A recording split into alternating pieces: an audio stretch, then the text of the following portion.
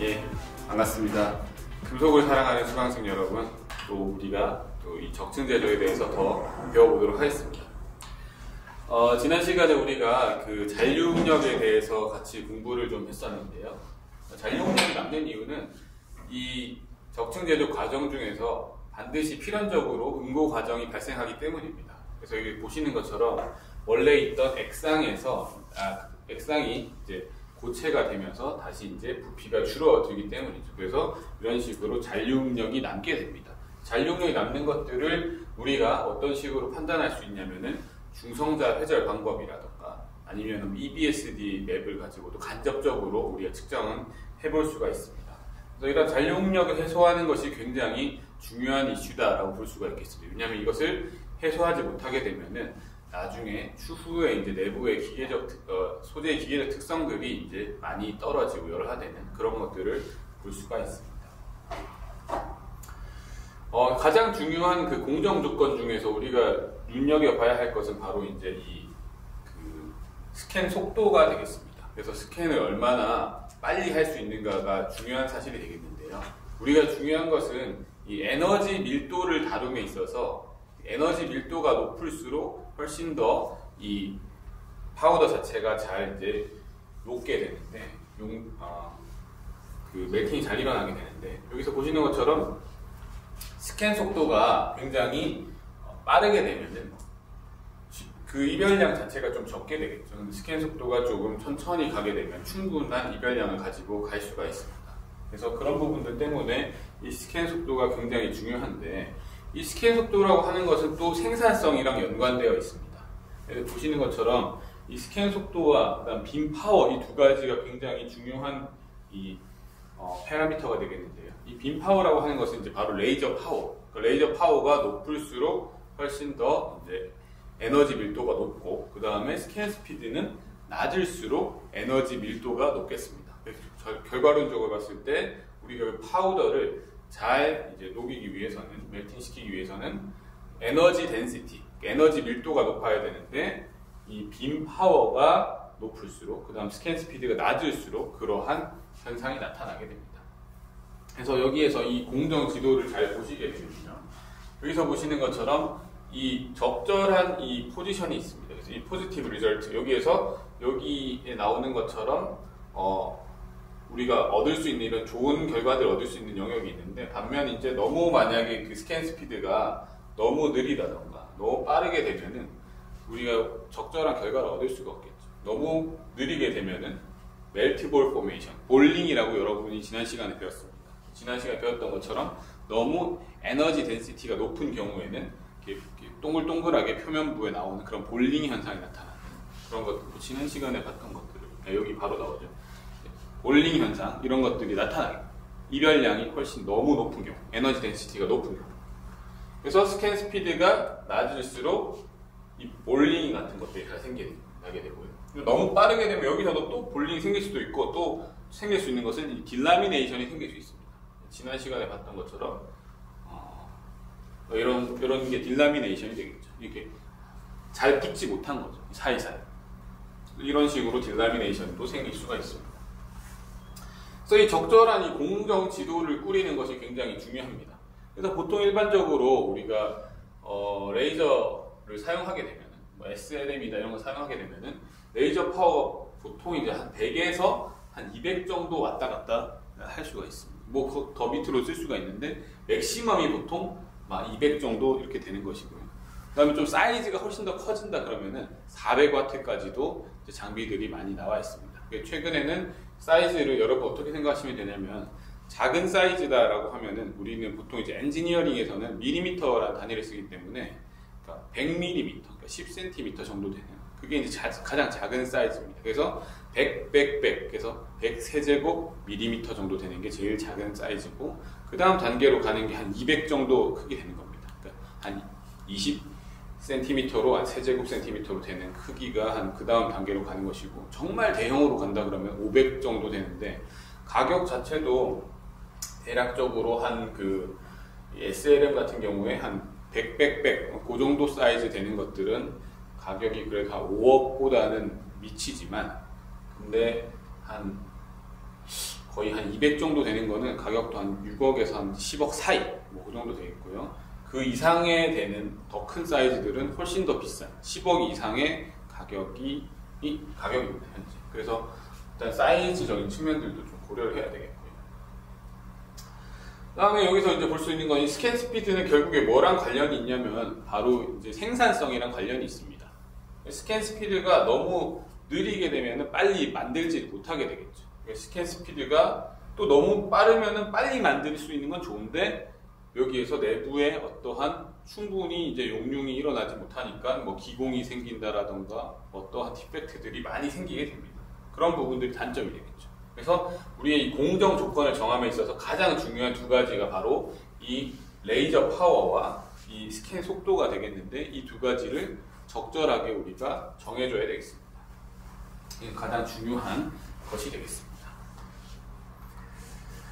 자, 여기에서 이제 보실 수 있는 거는 응고에 대해서 약간 간단하게 이제 설명을 하고자 하는데요. 사실은 이제 이 부분은 이제 응고라는 그 섹션이 따로 있습니다. 그 챕터에서 훨씬 더 자세하게 알려드릴 텐데 여기서는 간단하게 이제 맛배기로 여러분들에게 보여드리도록 하겠습니다. 자, 응고라고 하는 것은 일단은 처음에 그 액체가 고체가 되는 그런 과정이 되겠는데 여기서 볼 수 있는 거는 이 불균일 응고, 그 다음에 이제 균일 응고 이 두 가지 측면들을 이제 우리가 보려고 하고 있습니다. 그래서 불균일 응고라고 하는 것은 어떠한 특정한 자리에서부터 응고가 시작되는 것이죠. 불균일한 핵생성이 되는 것이고요.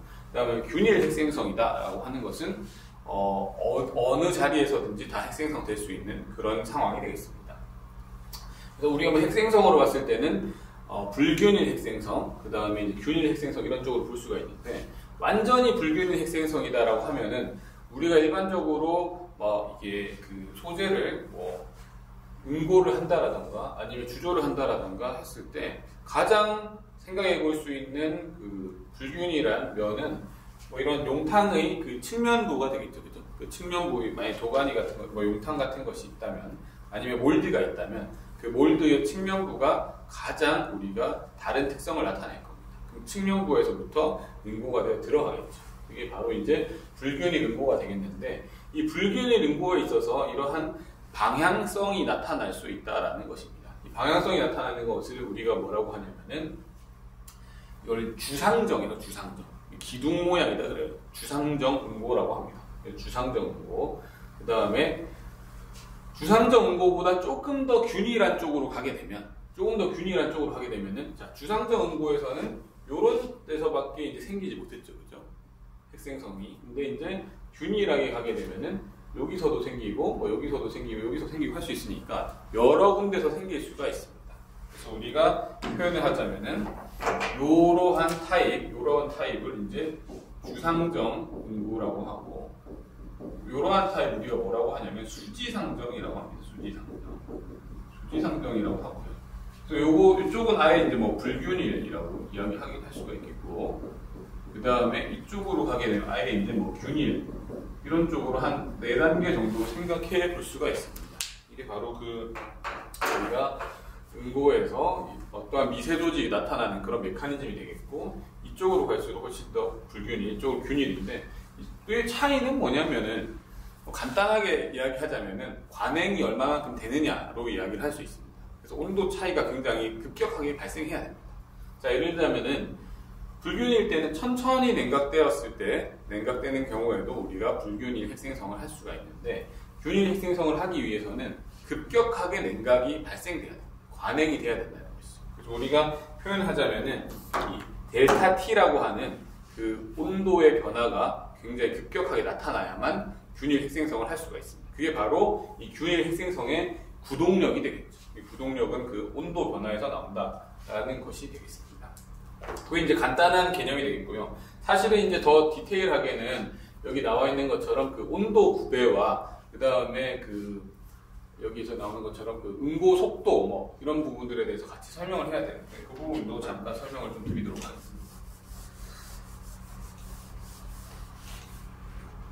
자, 여기에서 이제 보시는 것처럼 이 G라고 하는 것은 이제 온도 구배가 되겠습니다. 그럼 온도가 얼마만큼 차이가 많이 발생하는가라는 것인데 온도 구배를 보시게 되면은 이 불균이란 쪽에서는 보시게 되면 이 한쪽은 무조건 이 고체고 한쪽은 액체고 하기 때문에 이 온도 차이가 크겠죠, 그죠?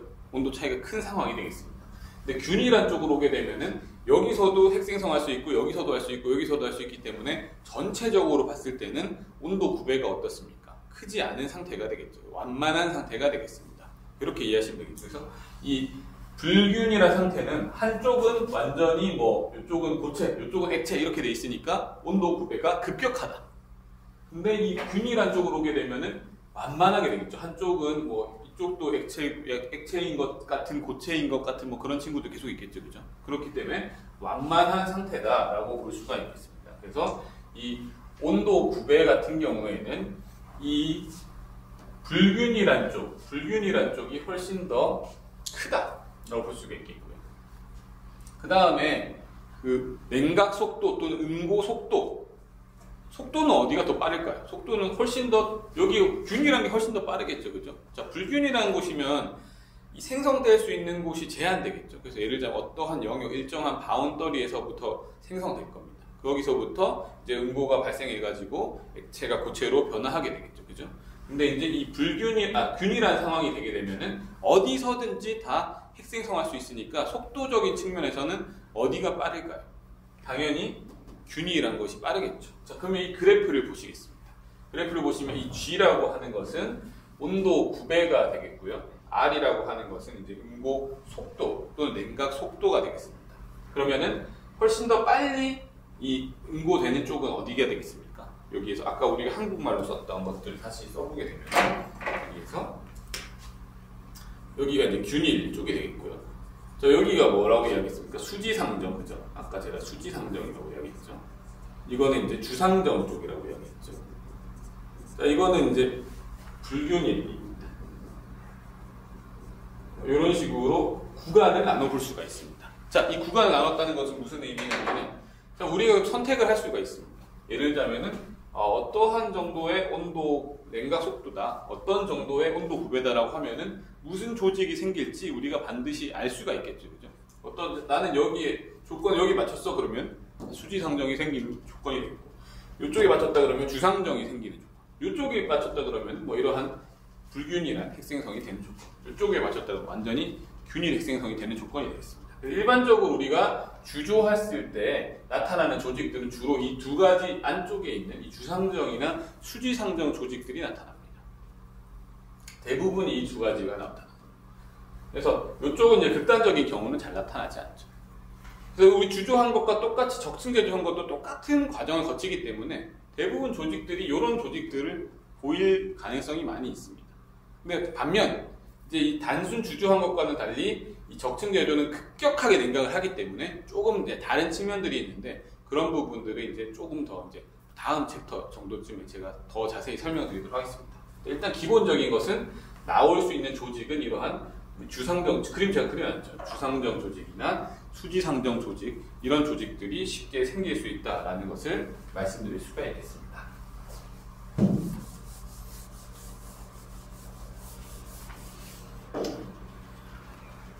자, 그러면은 이제 여기서 보실 수 있는 거는 이제 CCT 다이아그램이라는 건데요.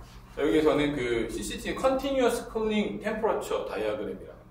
그러면은 여기에서 인코넬 718이라는 이제 소재인데 이 EBM으로 만들었다라는 겁니다. EBM으로 만든 인코넬 718이라는 소재입니다. 자, 이 소재에서 우리가 미리 그림이 그려져 있죠. 그러면은 이 그림이 그려져 있는 게 어떤 거냐면은 이 점선을 만나면 델타 페이즈라는 게 먼저 나온다.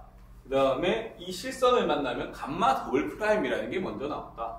그 다음에 이 뭐 작은 잘자란 점선을 만나면은 감마 프라임이라는 게 나오고 이 뒤에 뭐 이런 선을 만나면 에타상이라는 게 나온다라는 것을 우리가 미리 계산을 통해서 또는 실험을 통해서 알고 있습니다. 자, 그럼 이 상태에서 우리가 소재를 인코넬 718이라는 소재를 가지고 여기에서 1000도에 한번 놔둬보겠습니다. 1000도에 놔둔 다음에 여기서부터 냉각을 시키는데 재밌는 사실은 이 적층제조한 것이 이 아래쪽 판 쪽, 바닥에 있는 쪽이랑 상부와 냉각 속도가 서로 다르다라는 거예요. 그래서 그거를 우리가 판단을 해야 되는데 바닥 쪽이 열이 훨씬 더 방출이 잘 되기 때문에 빨리 냉각이 될 겁니다. 왜냐하면 바닥 쪽 기판이랑 가깝기 때문에. 그죠? 또는 뭐 상부 쪽은 이제 뭐 그렇지 않겠죠. 반대 상황이 되겠죠. 그래서 보시는 것처럼 이 바닥 쪽이랑 그 다음에 상부 쪽, 바닥 쪽이 이제 빨간색 선이 되겠고 상부가 이제 파란색 선이 되겠는데 이 만나는 선이 다르게 되겠죠. 자, 예를 들자면은 탑 레이어에서는 그냥 일반적인 이제 응고 속도를 가지고 쭉 내려가면 처음에 먼저 뭐가 나옵니까? 델타상이 먼저 나옵니다. 그죠?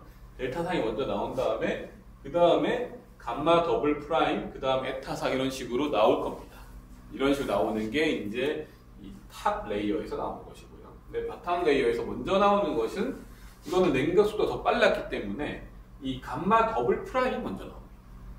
그래서 이 우리 같은 조직이라 하더라도 이 아랫부분과 윗부분을 서로 구분을 해서 봐야 된다는 거죠. 그럼 감마 더블 프라임, 그 다음에 여기에서 그 다음 델타상, 그 다음에 감마 프라임 나오고 그 다음 에타상 뭐 이런 식으로 나오고 맨 마지막에는 라베스 베이즈.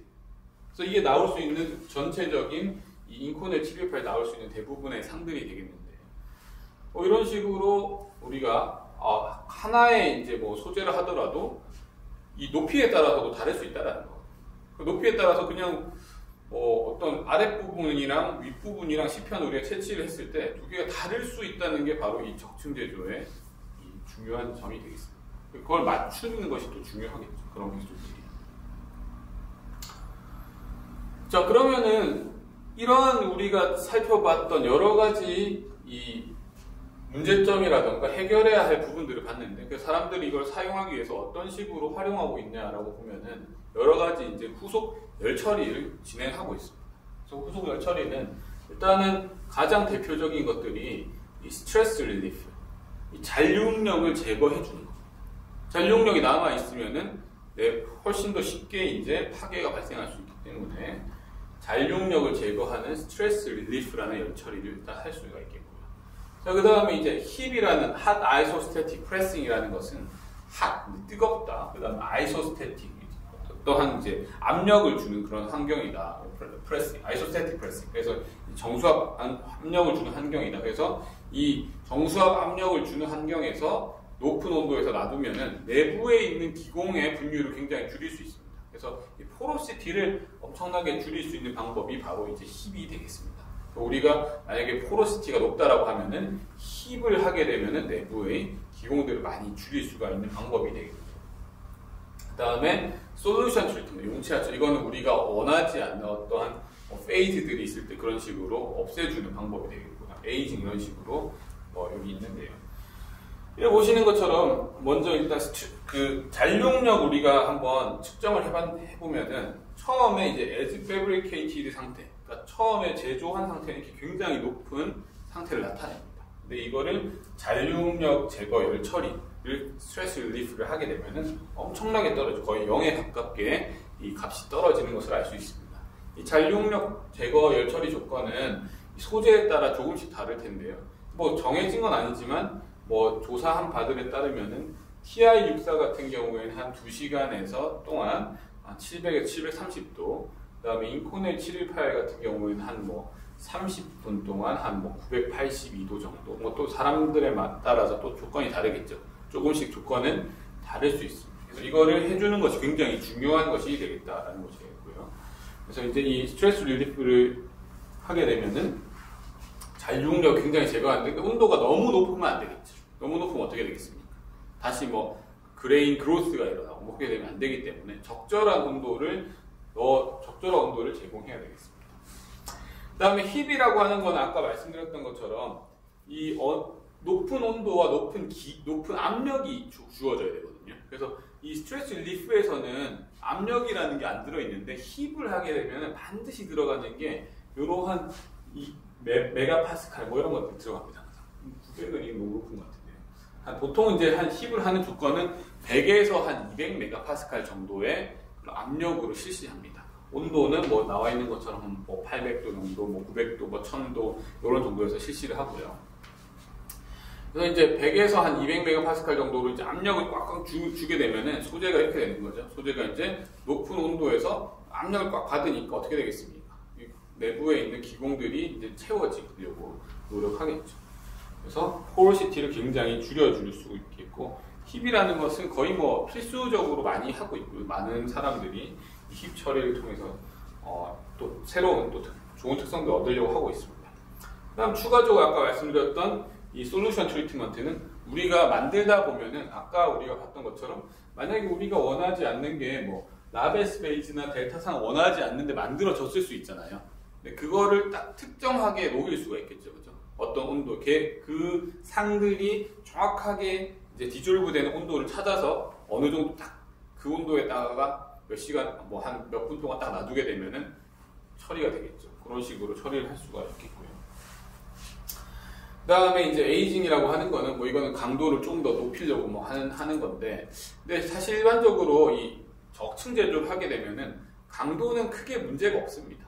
왜냐면은 이 관행 조직이 만들어지기 때문에 엄청나게 강도는 높고 사실은 연신율이 조금 떨어지는 그런 소재가 만들어집니다. 따라서 뭐 강도를 높이는 건 크게 걱정은 안 해도 되겠고요. 대부분의 이제 스트레스 릴리프를 하거나 힙을 하게 되면은 강도는 조금 감소하되 연신율을 크게 증가하는 그런 경우들을 볼 수가 있습니다. 그래서 이러한 처리들을 통해서 우리가 많은 결과들을 얻고 있습니다. 자, 이런 경우에는 이제 인코넬 718 같은 경우에서 인코넬 718 뭐 계속 이야기하고 있는데, 인코넬 718이라는 게 뭐냐면 내열 재료 중에 하나인데 그 니켈계 슈퍼 얼로이입니다. 근데 니켈 자체가 비싸잖아요, 그죠? 니켈이 굉장히 비싸기 때문에 좀 저렴하게 만든 니켈입니다. 그래서 니켈이 한 50% 정도 들어가고, 그다음에 크롬이 한 25%, 한 철이 한 25%, 그 정도 들어가는 게 인코넬 718입니다. 그러니까는 니켈계 슈퍼 얼로이 중에서 가장 대중적으로 아는 사람들이 사용할 수 있는 그런 합금이다라고 말씀드릴 수가 있겠습니다. 인코넬 718을 굉장히 사람들이 많이 연구를 하죠. 아까도 나왔던 것처럼 여기서 뭐 TI64, 타이타늄이나 인코넬 718을 많이 연구했던 이유가 이 두 소재가 굉장히 이제 비싼 소재이기 때문입니다. 그래서 뭐 우리가 이 적층 제조를 한다는 것은 뭐 값싼 소재를 가지고 할 바에는 굳이 이러한 뭐 공정들을 쓸 필요가 없겠죠. 그 기존의 애초에 고가의 소재들을 우리가 적용하는 것이 훨씬 더 유리하다고 판단할 수가 있겠고, 또 두 번째 측면으로는 이 적층 제조가 가장 활발하게 꽃을 피웠던 분야가 사실 의료 분야가 되겠습니다. 뭐 지금도 이제 그 치과에서는 뭐 많은 사람들이 또 이제 실제로 적용되어서 하고 있는데요. 그런 데 들어가는 것들이 다 생체재로 들어가는 것들, 타이타늄 이런 쪽에서 많은 사람들이 연구를 했었고, 최근에는 이제 항공 쪽으로도 많이 하면서 인코넬 718 이쪽으로도 많이 연구를 하고 있습니다. 다시 보시면 인코넬 718, 여러분들이 보면 굉장히 아름다운 그림이 있습니다. 이게 EBSD라는 그림이 되겠는데요. 요거는 뭐냐면은 이 각각의 색깔이 하나하나의 그 원자가 놓여있는 그러한 모습, 방향을 보여준다라고 볼 수가 있겠습니다. 그래서 만약에 우리가 본다면은 여기 나와 있는 것처럼 이 빨간색이다 그러면 빨간색은 다 001, 001이겠죠. 물론 여기 있는 부분은 뭐 1, 2, 3 뭐 이렇게 다 정해져 있겠죠. 그 다음에 파란색이면 111에 가까운, 그 다음에 초록색이면 101에 가까운 것이 되겠습니다. 즉, 이러한 이 방위 오리엔테이션 릴레이션십을 알 수 있다라고 하는 것은 전체적인 이 미세 조직을 바로 한눈에 이해할 수 있다라는 것이 되겠죠. 자, 그래서 여기 보시는 것처럼 자, 유니디렉셔널한, 그래서 한쪽 방향으로 계속 이제 적층했던 상황들을 보시겠습니다. 그러면 여기 보시는 것처럼 뭔가 이 방향성이 보이죠? 그 방향성이 뭐 있죠? 방향성이 있습니다. 그러니까 이게 그냥 단순히 완전한 랜덤한 조직이 아닙니다. 뭔가 이 방향이 계속 뭔가 층층이 있는 게 여러분들이 보이실 겁니다. 그 다음에 여기 바이디렉셔널 경우에도 여기도 보이시죠? 뭔가 이게 층층이 있죠, 그죠? 층층이 이제 뭔가 층층이 있고, 여기에는 아예 이제 스캐닝 파워를 더 높여놨더니 훨씬 더 이거는 뭐 눈에 띄게 나타납니다. 즉, 똑같은 이 인코넬 718이라는 것인데, 우리가 조금만 숫자만, 공정 조건 숫자만 조금만 바꿔도 여기에서 충분히 많은 것들이 바뀐다는 거죠. 우리가 많은 사람들이 이제 신소재라는 학문을 연구함에 있어서 굉장히 중요하게 생각하는 것들이 이 화학 조성이나 공정 조건이나 여러 가지, 아니면 뭐 냉각 조건이나 뭐 그다음에 뭐 소성 가공 조건들을 조절해서 이 미세 조직을 바꾸는 것들에 대해서 굉장히 많은 연구를 진행해 왔고 앞으로도 하고 있을 겁니다. 근데 중요한 사실은 이 적증 제조를 하게 되면은 단순히 숫자만 이렇게 조금씩 바꿔도 우리가 원하는 미세 조직, 어떤 것이 원하는 것인지 모르겠지만 엄청나게 다른 미세 조직을 만들 수 있다는 거죠. 내가 원하는 미세 조직을 만들 수 있다는 것이 굉장히 중요한 사실이 되겠습니다. 자, 그다음 밑에 있는 요거는 보시면 요거는 뭐 잘 모르실 수도 있는데, 자, 요거는 이제 그 집합 조직을 의미하는 겁니다. 집합 조직. 자, 집합 조직이라는 게 뭐냐? 그 집합 조직의 의미는, 자, 여기에서 예를 들자면은 이게 뭐 빨간색, 초록색, 파란색 뭐 이런 식으로 막 다 있는데, 뭐 이게 전부 다 시뻘건 거, 전부 다 뭐 시퍼런 거 이런 거랑 또 이렇게 돼 있는 거랑 두 개가 다르겠죠, 그죠? 다를 겁니다. 그거를 표현해 주는 겁니다. 그러면 여기에서는 만약에 요거는 골고루 있으면 이게 골고루 이렇게 색깔이 있는 거고요. 근데 한쪽에 몰려, 여기는 보시면 어떻게 돼 있습니까? 파란 거, 초록색 이런 거밖에 없죠, 그죠? 한 가지 색깔밖에 없잖아요, 그죠? 그러면 한쪽에 몰려 있다. 집합 조직이 있다는 겁니다. 집합 조직이 있다는 것의 의미는 무슨 의미를 가지느냐? 그런 부분은 이제 조금 Q&A 시간이나 좀 더 자세하게 해가지고 좀 더 디테일하게 해야 될 것 같습니다. 요거 하나만 가지고 바로 요 시간에 지금 하기에는 좀 쉽진 않고요. 집합 조직이라는 것은 어쨌든 여기에 거의 비슷한 색깔 이렇게 나타나는 거다. 그러니까 비슷한 색깔 나타나는 거랑 다른 색깔 나타나는 거랑 서로 우리가 미세 조직도 다르고 그다음 기계적 특성도 다르더라 라는 것이 사람들이 알게 된 결과입니다. 그래서 이게 이러한 집합 조직이 있는지 없는지 사람들이 판단을 해보는 것이죠. 예, 그래서 여기에 우리가 이제 집합 조직까지 봤고요. 또 더 자세한 부분은 다음 시간에 설명드리도록 하겠습니다. 감사합니다.